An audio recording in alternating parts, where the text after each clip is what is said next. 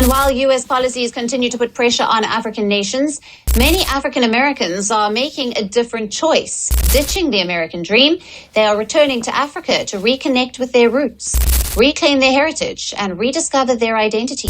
So, what is driving this shift, and what could it mean for Africa's future?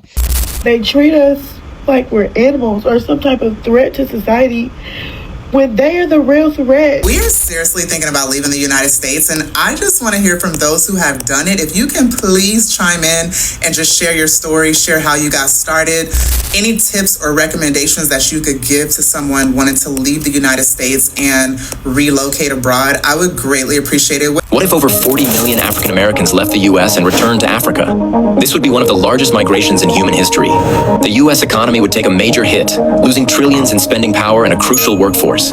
Its absence would leave a cultural void. What if the American dream, that promise of prosperity and upward mobility, was never truly meant for you?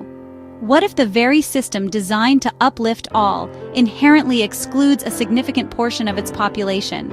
For generations, Black Americans have been told to chase it, to strive for success within its framework, to believe in its potential for reward.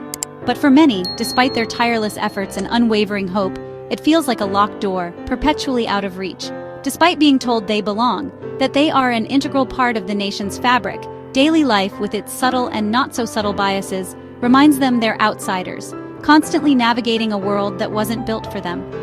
In a country their ancestors built, brick by brick, field by field, contribution after contribution, often without recognition or reward. Now, a growing number are asking a fundamental question, a question that challenges the very notion of identity and belonging. Where is home, really? More Black Americans are looking across the Atlantic, drawn by a sense of ancestral connection and the promise of a different reality. Not for a vacation, a fleeting escape, but for a new life, a permanent relocation to a place where they can truly thrive. They're searching for a place, a sanctuary, where their skin is not a disadvantage, a burden to bear, but simply part of the rich tapestry of human existence, but simply part of the landscape, seamlessly integrated into the cultural and social fabric. Imagine waking up where you're not a minority, where your identity isn't constantly questioned or challenged, where your children see leaders and teachers who look like them, role models who reflect their own potential and inspire them to achieve greatness.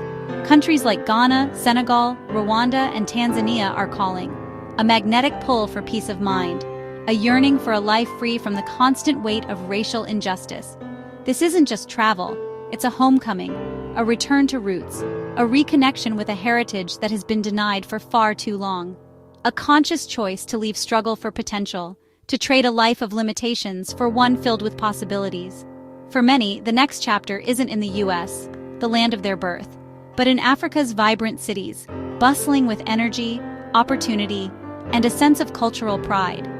They're not just running from America. They are not simply fleeing a broken system. They're running toward a future where they can finally feel whole, where their identity is celebrated and their potential is limitless. The movement is about reclaiming the right to belong, to define one's own identity, and to create a future on one's own terms. For some, Africa is no longer a distant dream, a romanticized notion of the motherland. It's home, a place of belonging, a sanctuary for the soul. To truly understand the impetus behind this movement, we need to look at the numbers. These figures paint a stark picture, revealing deep-seated inequalities that have persisted for far too long. The average white family in the U.S. boasts a net worth of $188,200, a figure that reflects generations of accumulated wealth and opportunity. In stark contrast, for Black families, the average net worth is a mere $24,100. This staggering difference highlights the immense economic disadvantage faced by Black communities. This isn't just a gap. It's a canyon, a chasm so wide that it seems almost impossible to bridge.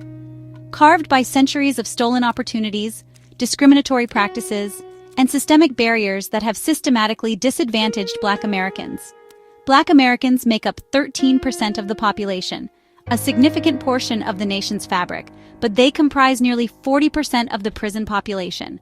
This overrepresentation is a glaring indicator of injustice, A black person is 5 times more likely to be incarcerated than a white person, a horrifying statistic that speaks volumes about racial profiling and unequal treatment under the law.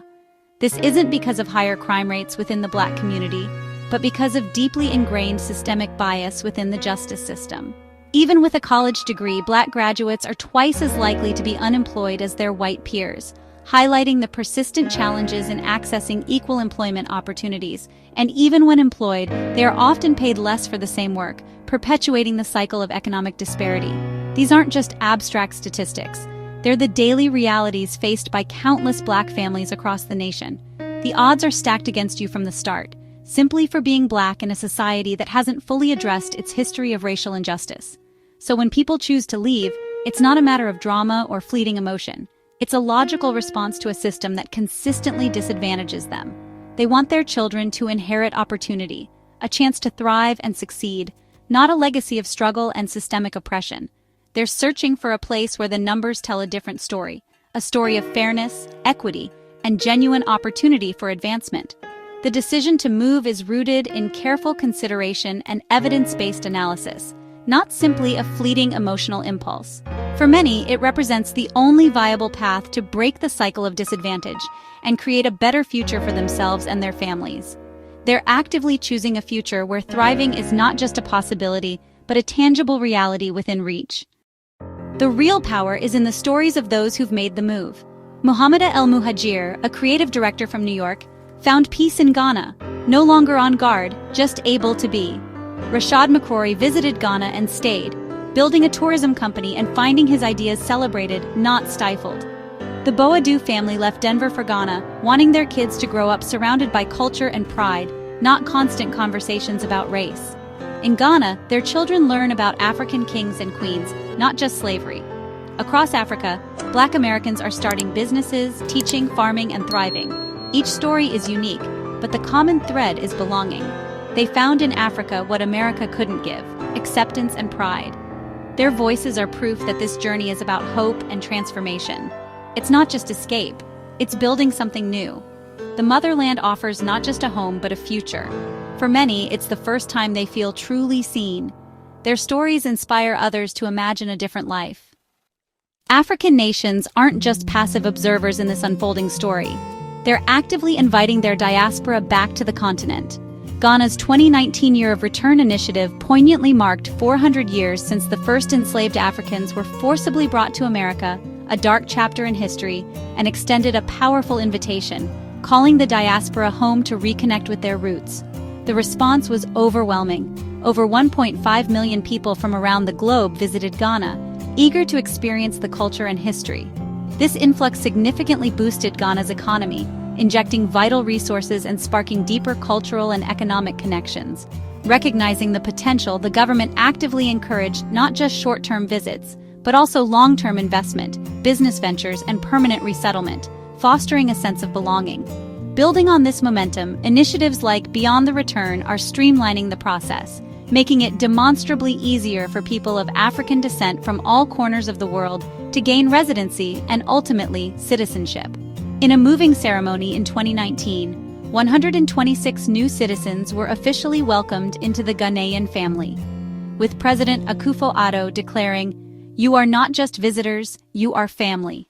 And Ghana isn't alone. Other countries, Benin, Sierra Leone, Senegal, are also opening doors and creating pathways, recognizing the immense value and potential of their diaspora. These forward-thinking policies send a clear and powerful message. You are not only wanted, but deeply valued and respected here, as a vital part of our collective future.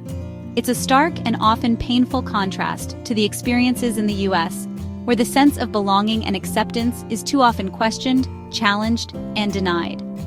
When a president personally offers you a passport, it's far more than just a piece of paperwork.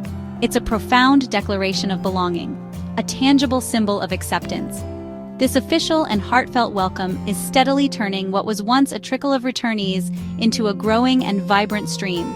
Africa is not just opening its doors, it's rolling out the welcome mat, extending a hand in genuine friendship, and people from across the diaspora are enthusiastically answering that call. The movement is evolving into a confident and purposeful return, no longer just a hopeful dream for the future, but a tangible reality unfolding in the present. The continent stands ready and eager for its children to finally come home and contribute to its vibrant future. Technology is bridging the gap between the diaspora and Africa. DNA testing lets Black Americans trace roots to specific countries and ethnic groups, filling in pages erased by slavery. Discovering ancestry in Nigeria or Cameroon transforms Africa from an idea to a personal destination. It's not just moving to Africa, it's going home. Social media is another bridge. YouTube, Instagram, and TikTok are filled with stories of Black Americans living in Africa. These platforms demystify the process, making the move feel real and achievable. Digital communities offer support, advice, and connection before you even arrive. Technology closes the distance, making the journey accessible. It's a digital handshake and a genetic map guiding people home. The return is no longer a leap into the unknown. It's a journey with a community waiting on the other side. This movement is also an economic story. Returnees bring skills, experience, and capital, creating jobs, not just filling them. They're launching startups, building homes, and investing in local markets. The African diaspora sends over $53 billion in remittances to sub-Saharan Africa. But those who move back invest even more directly. In tech, real estate, and tourism, Black Americans are driving growth and innovation. Their purchasing power stimulates economies from luxury apartments to local shops. For many, it's a way to heal history, building wealth for themselves and the continent. It's a reversal of the old story, from extraction to investment. Their impact is a source of pride and a powerful act of reclamation. By building Africa's future, they honor their ancestors. The economic ripple is transforming lives on both sides of the Atlantic. The journey home isn't a fairy tale. Challenges are real. Infrastructure can be inconsistent. Power outages, slow internet, rough roads. Cultural adjustment is tough. Returnees are welcomed, but also seen as different. The diaspora tax means sometimes paying more, and adapting to new social norms takes humility. The pace of life is slower. Business is built on relationships, not just contracts. Frustrations are part of the adventure, but most say the rewards outweigh the hurdles. They adapt, buying generators, building friendships, learning new rhythms. Governments are investing in infrastructure and streamlining processes. The challenges are the price of admission for a life of greater peace and belonging. For many, the sense of purpose and community makes it all worthwhile. The journey is hard, but the destination is worth it. What does it mean to be Black and American in 2025? For many, it means having a choice.